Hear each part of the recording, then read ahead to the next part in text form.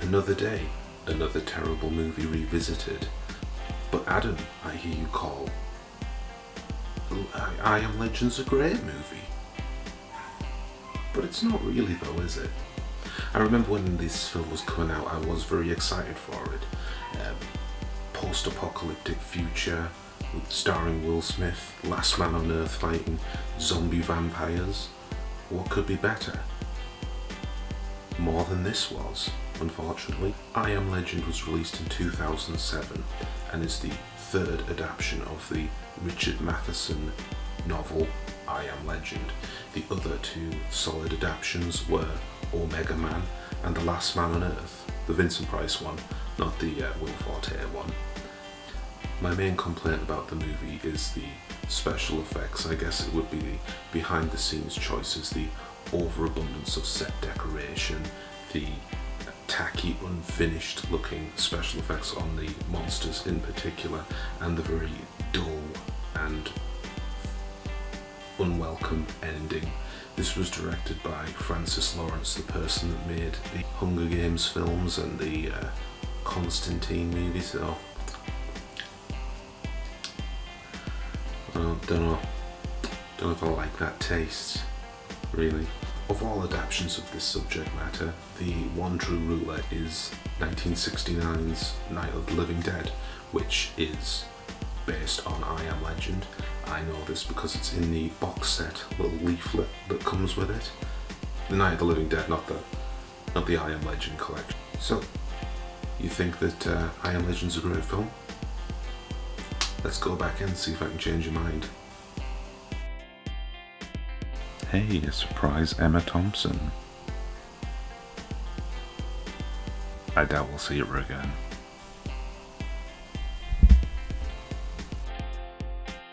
So somehow New York seems to have flooded in these less than 3 years. Here we have Bad Boys 4, Will Smith, and a dog. Doesn't seem like the most practical car for this type of landscape that they're driving on.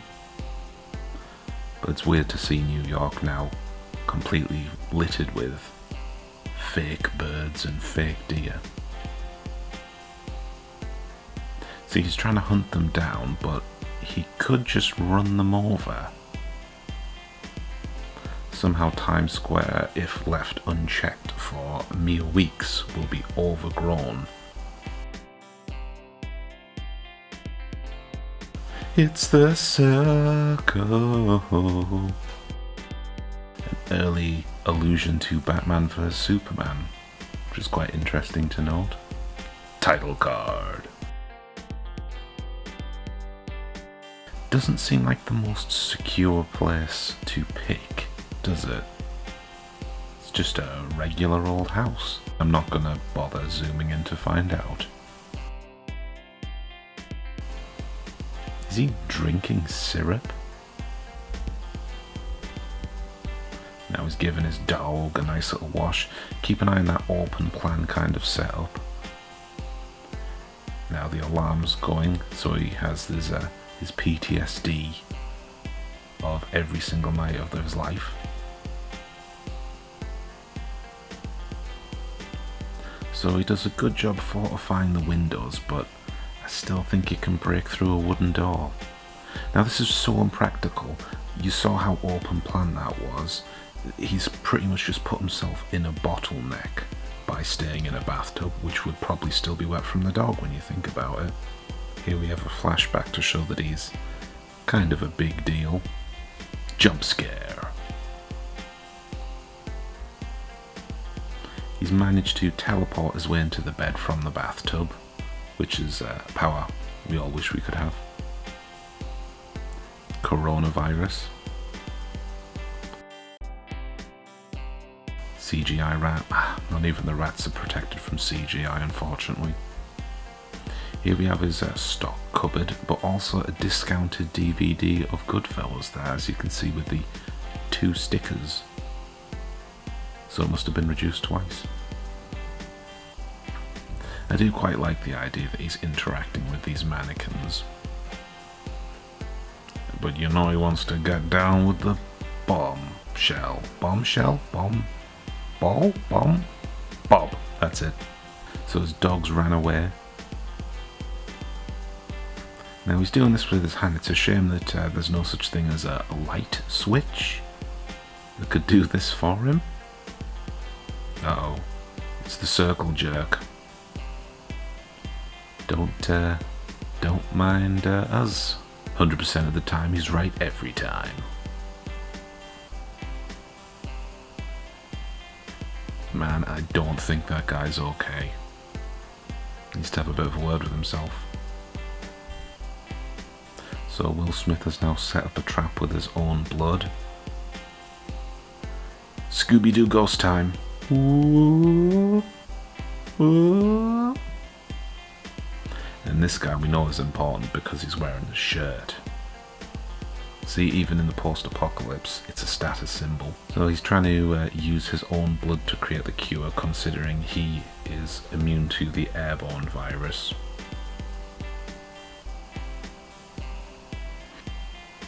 Now he does his best Herbert West reanimator. So here he has been a big deal in a flashback again, somehow waltzing through. There's a little bit of trouble with his wife, but as we can see, it turns out to be a false positive.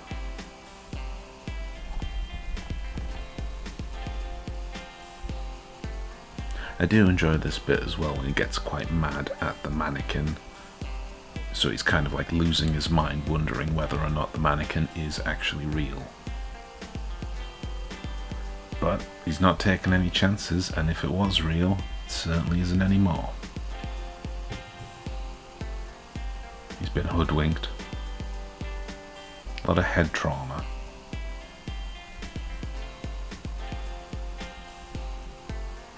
So as night falls, the demon dogs come out.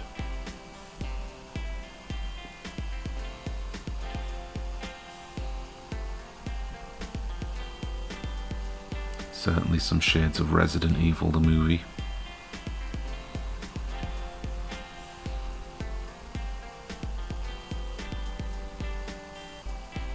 Bit of a sad sequence here when he can't keep his dog afloat. Bad boys, bad boys, what you gonna do? What you gonna do when they come for you? Please say hello to me.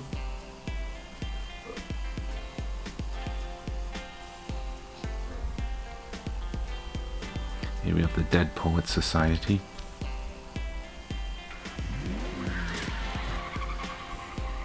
But oh no, it was another trap, and here comes Mr. Mercedes. Nutters.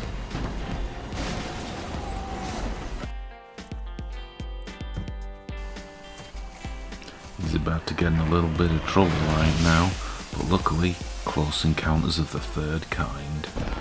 Flashback of a helicopter ride of doom, and now he wakes up to the dulcet tones of Eddie Murphy. What are you doing? I would think of all people you would recognize a wall when you see He sure does love Shrek. I like Shrek. See? that was rich. So, unfortunately, the family have led them to Will Smith's not so fortified fortification. Luckily, he has some Home Alone traps. Bit bigger budget, bit more CGI traps, but effective nonetheless. I think he has concussion that informs his decision making, as we see another nutter. Night Stalker is deciding to give him a bit of a skylight, which is nice.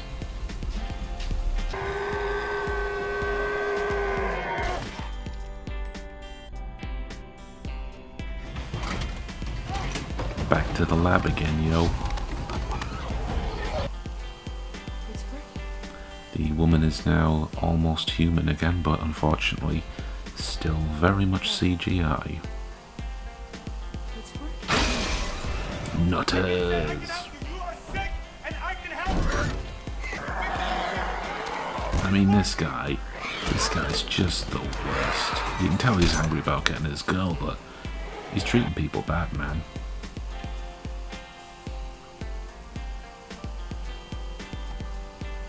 The cures in her blood.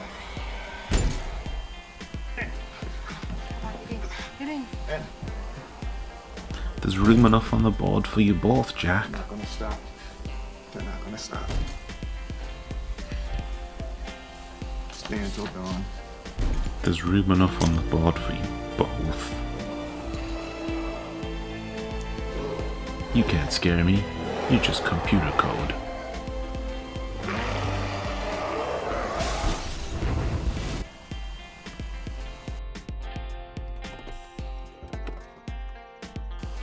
Previously on The Walking Dead.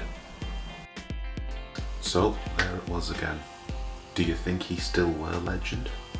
To recap the film, Will Smith plays as a colonel scientist who has so much power and influence that he gets his own exclusive helicopter that doesn't get too far, and special privileges in terms of second eye scanners for his wife. Emma Thompson appears to be the main bad guy in this when she's created a cure for cancer that has turned people into vampire zombies who kill off all of humanity that wasn't killed off in that initial disease wave, apart from the last man on Earth here and his two little pals. As you can see, the film was quite a mess in terms of the special effects, and that's where my main gripe is. On another rewatch, it's easy enough to watch. It does what you expect it to do, it just doesn't look as good as it should. It does look good in some areas, but when it comes to the actual meat and potatoes of what you're here for, it really falls down.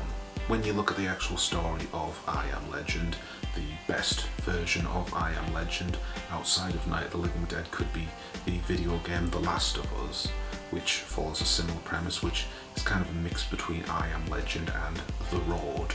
So that's probably the best out of all of them. I mean, Omega Man and Last Man on Earth, they both have their own quirky charms, they're both of their time. Omega Man has a special place because of the whole Simpsons episode that was based on it. Looking at the behind the scenes of it, there was originally supposed to be a Ridley Scott adaptation of this in the 90s starring Arnold Schwarzenegger, which that sounds pretty okay to me. It's also quite interesting looking at the casting of this, beyond just the obvious Will Smith. The little kid is Charlie Tahan, who is on the Ozark show on Netflix. It also has the young Willow Smith playing as his daughter, because he likes his kids to play as his kids. Also Dash Mihawk as well from the Ray Donovan series plays the Alpha Ghoul. Can't really tell. It would have been a way better film if they had live action people used practical effects to represent these monsters instead of these very unnatural acting and moving kind of things. You see in some movies they tend to go for dancers to be playing as the monsters because they have a better control over their movement, and this would have really benefited from a very similar kind of process. The film was a huge financial success. The budget was 150 million and the final box office was about 583 million, which is super impressive. It's an extremely popular film beyond just the box office. I might be the only one that didn't like it. Well, I did like it, but it didn't meet the expectations that I had going in. It was less than the sum of its parts. I mean, that's a pretty big budget as well. Most of it must have gone on cleaning streets and not enough going on the actual special effects, which again are the bread and butter of what would make this film last longer. I mean, I can't imagine seeing this film be well received in a few years' time because it looked dated upon its release, and that's my major gripe of the film. Critical reviews say that this film got 65 on Metacritic and it got 7.1 in terms of user reviews. My favourite review comes from the Austin Chronicle. Josh Rosenblatt says, unfortunately after those first 10 minutes it's all downhill for I Am Legend as the movie descends into a monster movie malaise starring a horde of balding CGI monsters that look like refugees from a video game and that will scare absolutely no one, save those who worry that green screening is ruining the movies. So, I'm not entirely alone in this. I mean, if you ask the man on the street, they'd probably say that I Am Legend is a great film, and it truly does have the trappings of it. I just wish that maybe Ridley Scott did his version of it, or there was a little extra time and care on these rather unfinished looking monsters. It's also worth noting that this isn't the original ending as well. There was a film deleted scene where Will Smith surrenders the captured Night Stalker character to the big shirt guy, who then takes her away and they all just walk out and go their separate ways, which is a much nicer ending really. This film decided to go for the ending that you might have seen as the original ending for 28 Days Later, where the main character ends up dying in that. So 28 Days Later made the right decision. I don't think I find many people that think I Am Legend did make the right decision. It's interesting to note as well that in the original book, I Am Legend, the character isn't killed but is actually captured and kept as a prisoner for the rest of his life, and that is because the Night Stalker characters are the new majority and they see him as the monster.